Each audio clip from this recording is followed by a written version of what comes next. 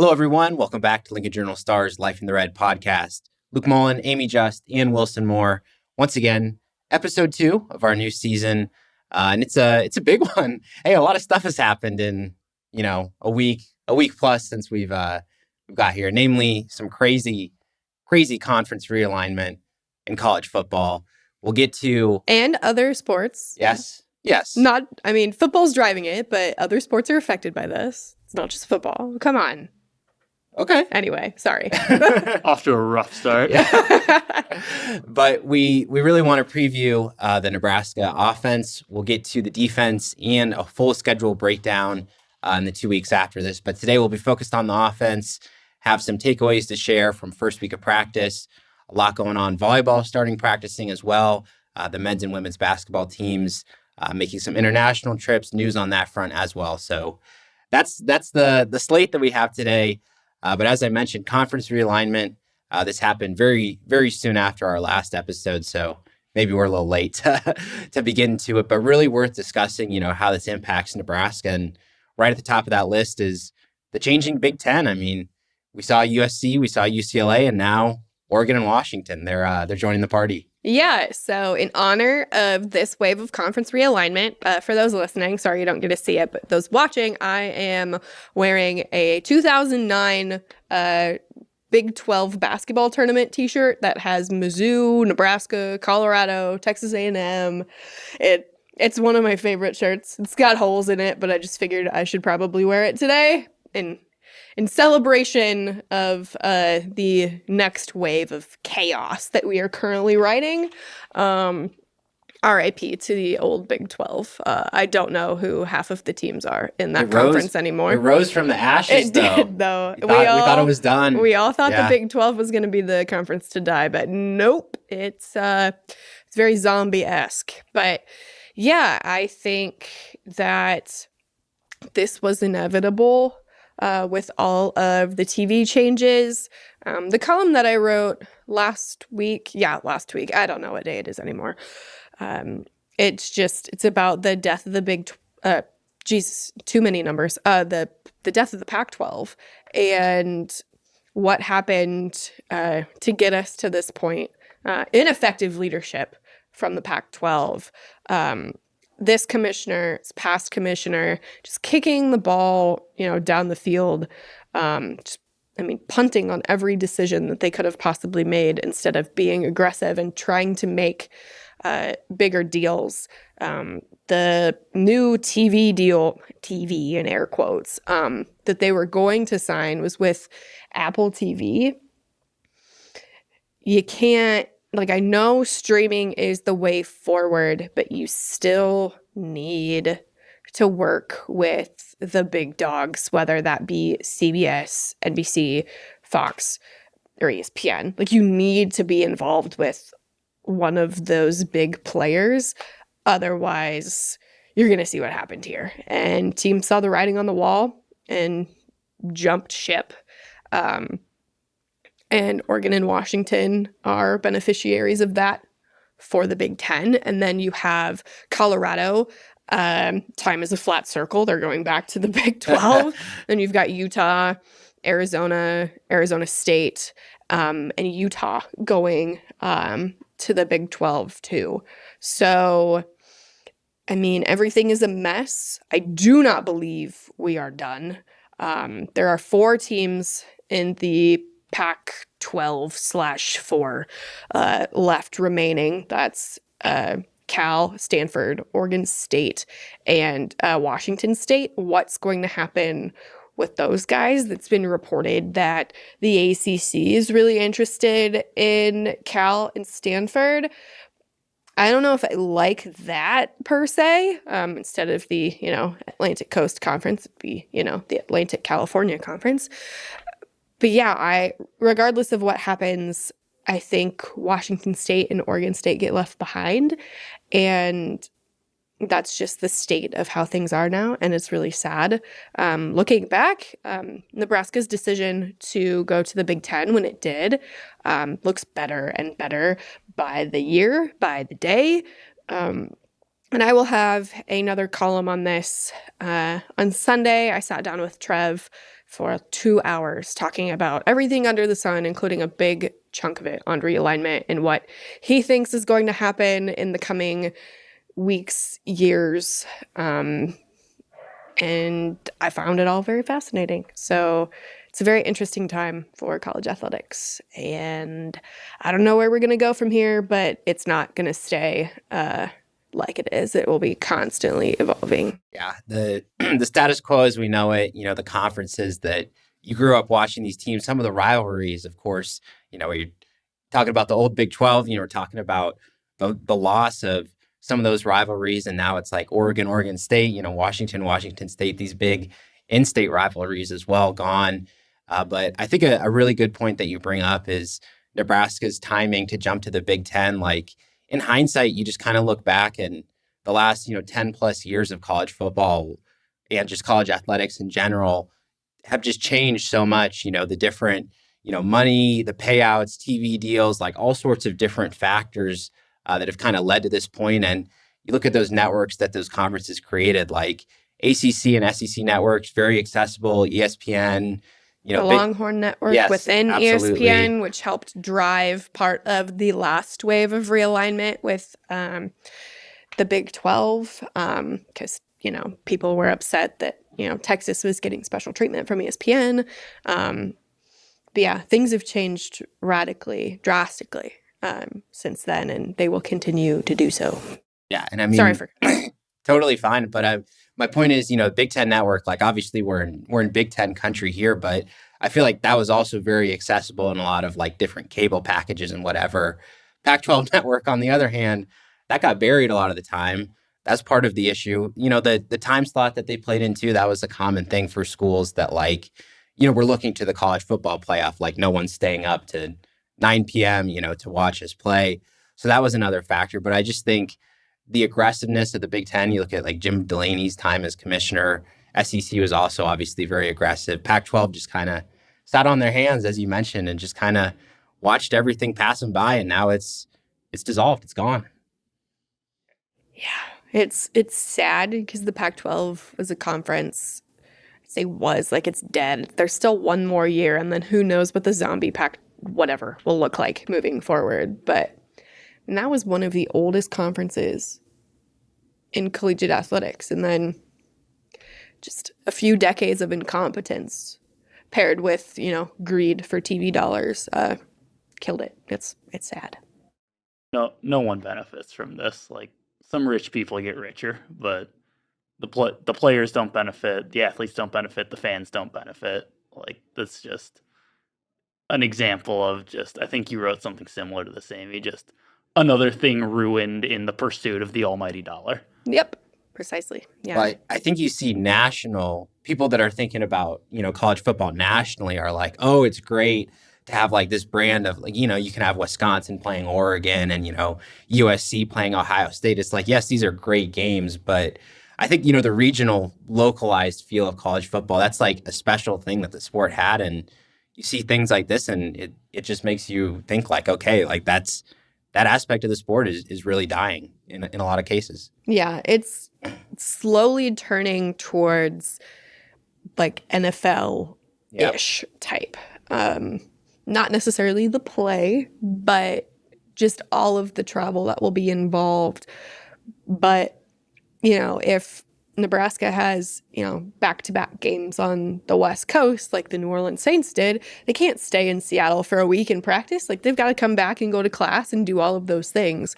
So it's a delicate balance with, what they have to do to, be like the student part of student athletes. And yeah, it's going to be tough. And we're just talking football. I'm not talking about basketball when you've got let's say Penn State has a Tuesday night game in Seattle. They're not going to get back to the East Coast until like 6 a.m. You expect them to go to class at 8?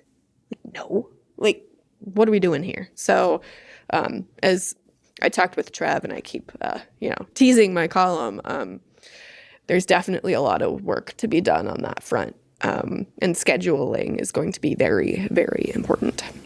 I think about this a lot in terms of the Olympic sports, all the different types of baseball and softball in particular stand out to me because they have 3-4 game weekend series.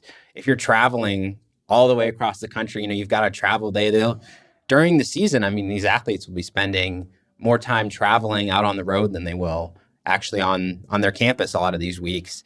So that that's a very difficult situation. Saw a lot of Oregon softball players in particular. That's a really strong program up there that were displeased with all the travel that was going to be maybe going into moving to the Big Ten. So it's kind of a give and take. It's like, yes, these overall big drastic changes are they're changing the sport. There's a lot of good to them, but the trickle down effect, some of the different aspects as you mentioned, that these athletic departments are now going to have to deal with in the next year or two is going to be very interesting to follow. It wouldn't surprise me if you have a bunch of athletic directors and directors of operations for all of these teams calling the fine folks at the University of Hawaii to see what they do, how they plan, because it's going to be very similar in terms of just all of the travel that Hawaii has to do and what a lot of these other power teams are going to have to be doing in the future. Any other thoughts on realignment? Yes, I was just going to say, it makes me wonder how you bring up specifically baseball and softball, how that affects the teams left behind, the 4 left in the Pac-12 right now. You got like Oregon State is a baseball powerhouse, Stanford, baseball and softball is, In every consistently, sport. top 25. Who are they going to play? Is Oregon State going to just be beating up on the Boise States of the world every spring now? If they're not playing, other good programs like Oregon, well, what happens there? It'll be a weird setup depending on what happens, which we don't know, but just scheduling that will be strange. Yeah, and Stanford, they're not just good in baseball and softball. They're really good in volleyball. Nebraska's playing there this year. That's going to be cool. Stanford has the most national championships of any university in the country. And they're the team that gets left behind? Okay. Yeah, I mean, it's a great athletic department. They'll land somewhere soon. We'll see what happens there with the Pac-12, but that's our realignment thoughts as they were getting them all out. And getting back to Nebraska now, we've gotten the chance to see more of this team. They've been undergoing fall practice now, pretty much a week and a half in. We've seen a little bit of portions of open practice too, talking to coaches and players, getting kind of the whole view of the roster, but a few different updates, things we've learned to discuss real quick. A change on the defense. Miles Farmer was suspended. As they got into fall camp, he wasn't part of the 120-man roster, wasn't with the team, and then entered the transfer portal a couple days later. A loss for the defense, a guy who played a lot last year, played at a very high level, but it was pretty clear, Rule was he was opening the door to Miles, but at the same time, he was kind of saying that, it's a standard that he wants to set, and they've been very clear about following through with that kind of message of unity and working together. So a loss for the defense, but a lot of guys ready to step up as well. Yeah, like I said on a previous podcast, I think Miles is a very talented player, and Nebraska will miss him in that regard. He's been a staple for this team, but the door was open, and we don't know what happened, right? We don't know what led to his suspension. We're not privy to those details, but hopefully he can find a new spot and can flourish there. Yep, wish him the best in that venture, but rough news too on the injury updates. Some of this stuff is always going to happen. But 2 players already out for the year that Matt Rule has confirmed. Brody Tagaloa last week from a car accident, and then Maverick Noonan, who was injured in practice, injured his knee, needed surgery. Rule said it was not an ACL, but pretty much a 6-month recovery process for Noonan there. Pretty unfortunate. He was had a nice impact there, moving in at Jack linebacker. People were the defensive coaches were pretty excited about his future there. So he'll come back. He'll still have all his eligibility, but pretty unfortunate for him to miss out on the fall. Yeah, my heart goes out to him and to Brody. Yep. life happens, freak things happen, but you hope that they get the support that they need, because rehab can be a very lonely time, especially for Brody, who's not here right now. He's out with his family. So hopefully Nebraska is still finding ways to support him, even though he is recovering back at home in California. Yep. So those two young players not in the mix for the Huskers this season, but what we have seen from the players, and it seems like everyone that we talk to is eager to talk about what they did in the off season, the nutrition plan that they had to follow, the lifting that they did, just the overall kind of team aspect of all those things. Lots of players talking about how, they leaned out a little bit, shed some weight where they needed to, guys that wanted to bulk up, added 10, 15, 20 pounds. And everybody keeps going back to Corey Campbell, Kristen Coggan, these two heads of these programs that everybody is really positive and saying great things about. Obviously there's, the on-field aspect. You got to translate, these physical improvements. But I think it's a great sign of progress how everybody seems to be on the same page about these things, and they're all united about saying how good they feel physically after this offseason program. Yeah, and it seems to go especially hand in hand. I think of the defense when I think of this, because Tony White's been real big on, we want guys to be able to play everywhere. If you're a lineman, we want you to be able to play in the interior, line up on the edge. Safeties have to be able to play corner. Corners have to be able to play safety. So it seemed to really kind of fit in with this whole kind of push. Okay, guys are kind of leaning out, getting more athletic, just kind of getting more malleable, more versatile, and just able to do more. It kind of fits in with that. Husker speed. Does it all the time. Speed. You can't go 3 minutes probably without him talking about a guy who's got Husker speed. Dominant contact. Yep. That's right. Good stuff. But I think it's just a positive, especially a lot of the offensive linemen talking about the mobility work too, being very big. That's position wide too. And it goes in with that idea of Husker speed. I think just kind of wanting guys that can range, sideline to sideline there on defense, on offense, be explosive. So that's kind of the mindset, really positive impact that we've heard so far from those programs. So good news on that front. But wide receiver depth being tested a little bit. We heard earlier in camp, Josh Fleeks, Baylor transfer, he was sent home for a few days for reporting to camp overweight. He's now back with the team. We saw him practicing. Then you've got Marcus Washington, returning player, really going to be relied on a lot this fall, but he had a little bit of a hand injury that had limited him. And then once he got back to full health, landed awkwardly in practice, tweaked his leg. Xavier Betts and Malachi Coleman also did not practice on Tuesday when we saw that open bit of practice. So a few question marks there, wide receiver.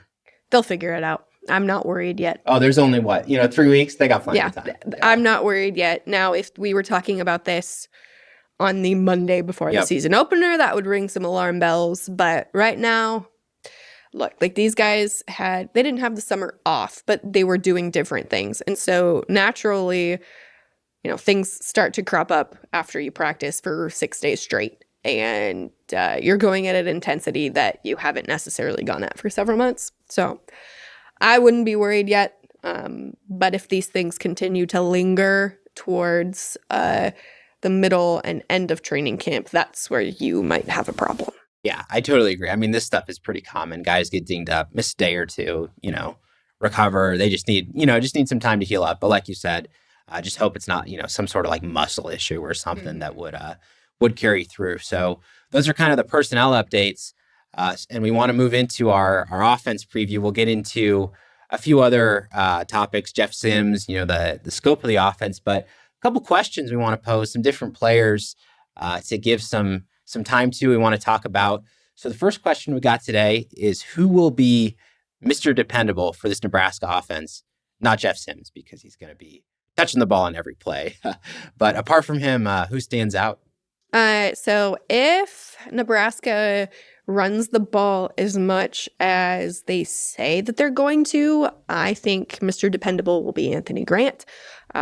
If he's, carrying the ball, has 10 to 15 touches per game, what that'll look like.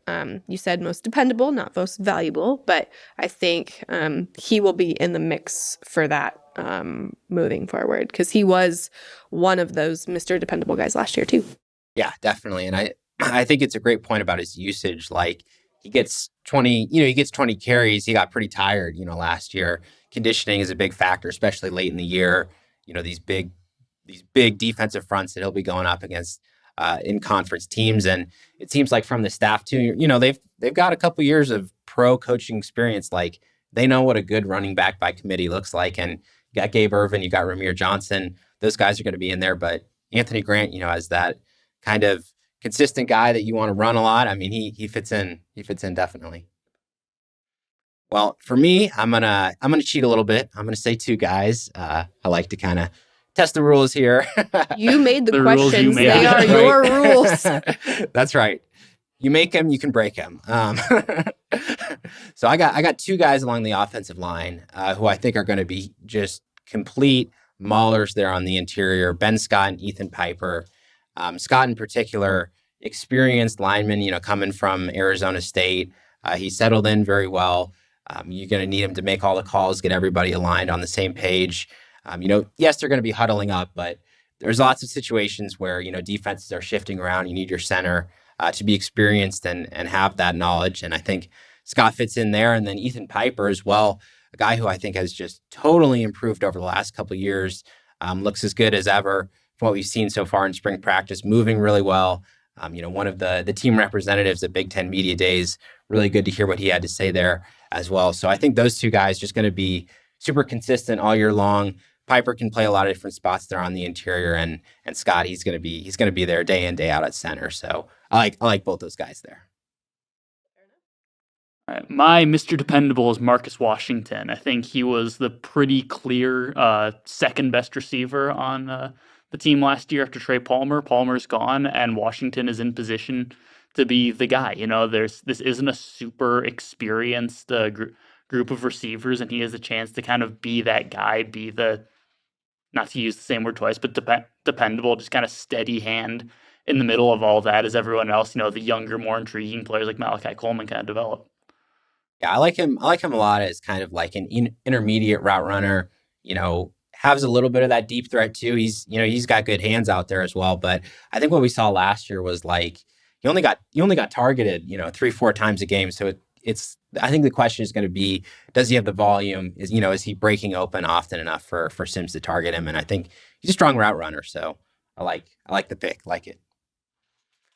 And moving on to our other question, kind of a breakout candidate, or maybe just a player that you're excited to watch, somebody who you think is in for a strong campaign. Amie, we'll start with you again. For our longtime listeners of the pod, my answer will not surprise you. Ben Scott. Like everything that you said about him previously is what I'm looking for. Nebraska needs a just reliable, dominant offensive line play, and that starts with your center. And I think that he was the perfect pickup for them in the offseason, and I am excited to see him work. Absolutely. I mean, echoed all the thoughts that I said. So definitely he's going to be there all season long. But for me, a guy who I think people are just excited to see him on the field, Thomas Fidone. I mean, one of the most talented players on this team. People have been eager to see him contribute, just catch a couple passes, get out there. And so far, so good. Looks awesome, moving quick. We got to see him a little bit working with the offensive line, actually doing some blocking assignments there on Tuesday. He was pulling, he was getting off the line of scrimmage very quickly. Still has a brace on one of his knees. So, you're always going to have that kind of question mark, but everything from his mentality is just incredible. Every time we hear him talk about, having full confidence coming back from these injuries, like he still believes in himself. He believes he can be one of the best tight ends in college football. And I'm just excited to see him out there. I mean, I don't know if he's going to, catch 25, 30, 35 passes this year, but I know he's going to be a contributor. I know he's just as excited as anybody to get out there and finally play. So Fidone, that's mine. And Wilson, how about you? Yeah, I'm going with Billy Kemp the fourth on this one. I think he's I'm just really interested in what he can bring because he has a unique skill set. He's a smaller guy you can line up in the slot. I think someone you want to get out in space. We saw him do a little bit of that in the spring game. I think he can just add a kind of wrinkle to the offense that wasn't totally there a year ago. He can also by all accounts, he's also going to be the punt returner this year. Ed Foley, when we talked to him the other day, said kick returner is still up for grabs. Punt returner, that's Billy Kemp and Isaiah Garcia Castaneda. Which none of that is surprising. Just with the versatility that those guys bring. Wilson, is your favorite position wide receiver? I mean, you go with Marcus Washington and Billy Kemp. Yeah, I mean, well, we couldn't say Jeff Sims, so that eliminates one position. Fair enough. You two collectively had offensive line, running back, and tight end covered. Well, I mean, there's no rules. I guess we have to check with the rule book himself, but there's no rules saying that you can pick the same person. But I like the Billy Kemp. I mean, he's the obvious pick to lead the team in catches this year. He's going to be great on those short intermediate routes. Very agile, breaks open quickly. So I think he's going to be excellent. And I gotta throw one more name in there before we move on. Janiran Bonner. I mean, he's going to be really interesting to see. I really liked how they used him at fullback, from the little bit that we saw in the spring, and then they're in the spring game. Still catches a lot of passes too. Very athletic guy. You get the feeling that they're going to get him out there, rotate him in, rotate him out. You don't really know when he's going to make his impact, but I think he's going to be somebody to watch for picking up some big plays there. So that's what we got. Those players to watch, breakout candidates. A few other things to talk about with this offense. Just kind of the overall aims or the format, that they're going to set up in the pro style offense that Marcus Satterfield wants to bring, wanting to huddle, wanting to run the ball. They've got the fullback. You think the play action pass is going to be a big part of things, using Jeff Sims' legs, maybe to scramble a lot. It's going to be a little bit of an adjustment, for maybe what Nebraska fans saw in the last couple of years, but I think it's going to be very, very well aligned, A, with the personnel that they have, and then B, I mean, this is what Rule wants to do. He talked about the time that he had at Temple. That's something that he talks about a lot, like playing I formation, using a fullback, 2 tight ends, that kind of power football. He's very excited about kind of having some of those aspects here. Good. I don't think I need to elaborate anymore. I like it. I am a fan. Moving on. Noted run the ball advocate. Run just over the here. damn ball. Anyway, yes. Pro fullback, pro style offense. Perfect.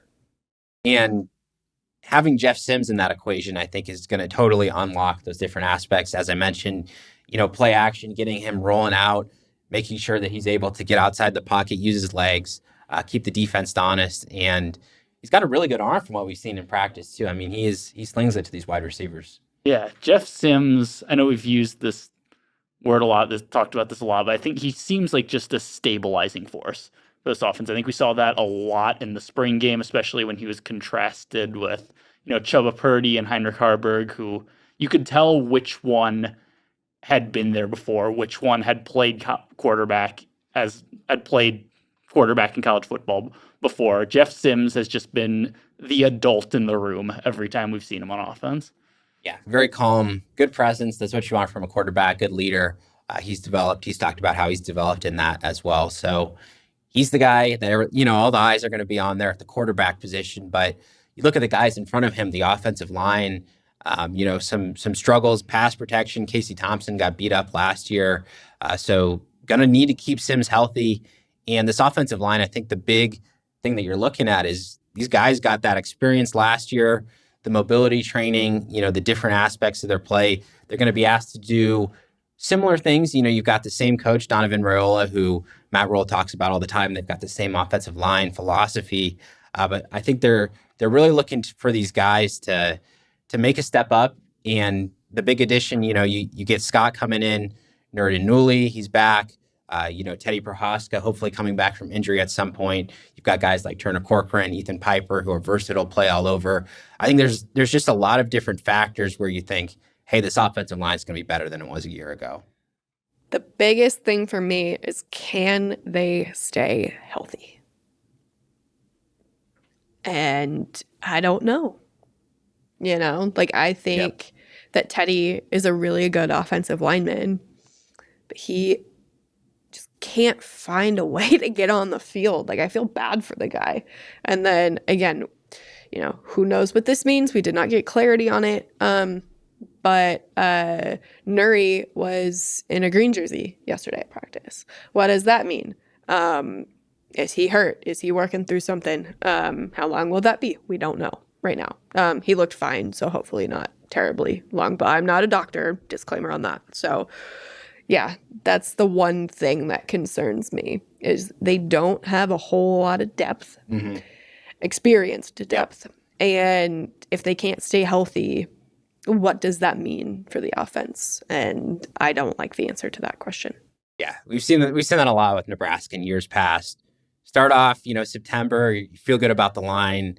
It gets to October, they have 2 or 3 injuries, and suddenly things start sliding a little bit. So definitely the point to remember for them, staying healthy. And yeah, I think that's good for our offensive preview. We got some other Nebraska sports to talk about. Of course, the volleyball team starting their practice as well recently. Amie, you were there for media day. You got the chance to talk to some of these players, but I want to start with I wouldn't call it a sit down, call it a walk around perhaps. Yes. With John Cook. You went hiking with him, which is super cool, by the way. Yeah, it was a lot of fun. For those who missed it, I had a pretty big Sunday story on the front page about just why John Cook feels drawn to Wyoming, what it does for him up there, and just wanted to see him in his element. Obviously, one of the, core pillars of, capital J journalism is to show, not tell. And so I wanted to see it for myself so I could be able to, paint a better picture of what it looks like, what it feels like out there. It was wild. I'm going back and transcribing my interviews, and one of the interviews that I have with him when we're sitting down and talking on his porch, you can hear the horses in the background. You can hear the crickets in the background. And I'm like, yeah, I can't say I've had another interview quite like that before. But it was an eye-opening experience for me just to see him in his element and get away from all the volleyball stuff. And we talked about volleyball a lot, but that was not the purpose of the story. I mean, we were talking for hours upon hours upon hours about literally everything. And so it was really hard to get a narrow focus for that story, but I'm pleased with how it turned out. And I can see it. I can feel it, why he feels so refreshed and rejuvenated when he goes out there. And he said that it has helped him, become a better coach and, extend his coaching career, which I thought was really interesting. Yeah, loved hearing just kind of John Cook in his element, out there. It's great to get that perspective about him as a person. And really, I took away from your story too when he was talking about how good he feels, how he's coaching better than ever. It's like, okay, like he's fired up about this team, and good reason too. As we move on to talk about these incoming freshmen, the experience that they picked up and rolling early, went on this trip to Brazil, and now that they're starting practice, it's like, okay, they fit in. They don't really look like freshmen. They're just full-blown members of the team who are ready to play. Yeah, that was my story. That was in today's newspaper. So I caught up with all 5 of the freshmen during media days, and then I went to practice and just solely tried watching them at practice, and you wouldn't know that they were freshmen. And, yes, they are freshmen, but no, they're really not. Like, they've been here since January. They've been through a full beach season. They went through their full spring slate. They went through summer training, and they had their trip to Brazil where they were together and played like 6 matches. That's a lot of collegiate experience for a freshman. It's a ton. And yesterday was their first day of fall practice. So yeah, it's wild how much experience these guys have coming in. And then you pair that with all of their club experience and their Team USA experience. And yeah, no, they may be freshmen on the roster, but they are not freshmen in practicality. And I think several of them will have major, major roles on this team this season.